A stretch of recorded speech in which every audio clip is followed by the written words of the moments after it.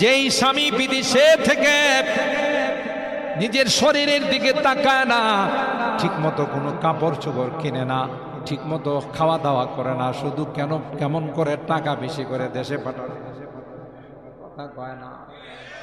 এরপরেও যদি কোনো নিমক খারাপ স্ত্রী স্বামীর টাকা পয়সা নিয়ে চলে যায়, স্বামীর টাকা পয়সা অপচয় করে, ওর মতো হারামজাদার নিমক খারাম আল্লাহর দুনিয়া কাতে কেউ না।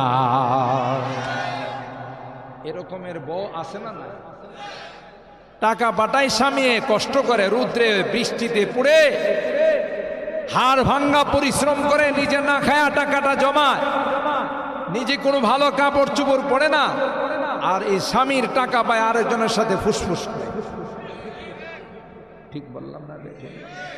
আরেকজনের সাথে ফেরেম করে, কথা বলেন ঠিক কিনা? কত বড় হারামজাদা, কত বড় নিমক হারাম! আল্লাহর কসম করে বললে আমি হানেস হব না, ওই সকল নারীদের উপর আল্লাহর জাহান্নাম ওয়াজিব হয়ে গেছে। কথা বলেন ঠিক কিনা? আল্লাহর হাবিব বলেন, যদি পৃথিবীতে কেউ কাউকে সিজদা দেওয়ার অনুমতি থাকতো, তাইলে আমি স্ত্রীদেরকে বলতাম তোমাদের স্বামীদেরকে সিজদা করো। সুবহানাল্লাহ! কত বড় মর্যাদা আল্লাহ স্বামীদের দিয়েছেন।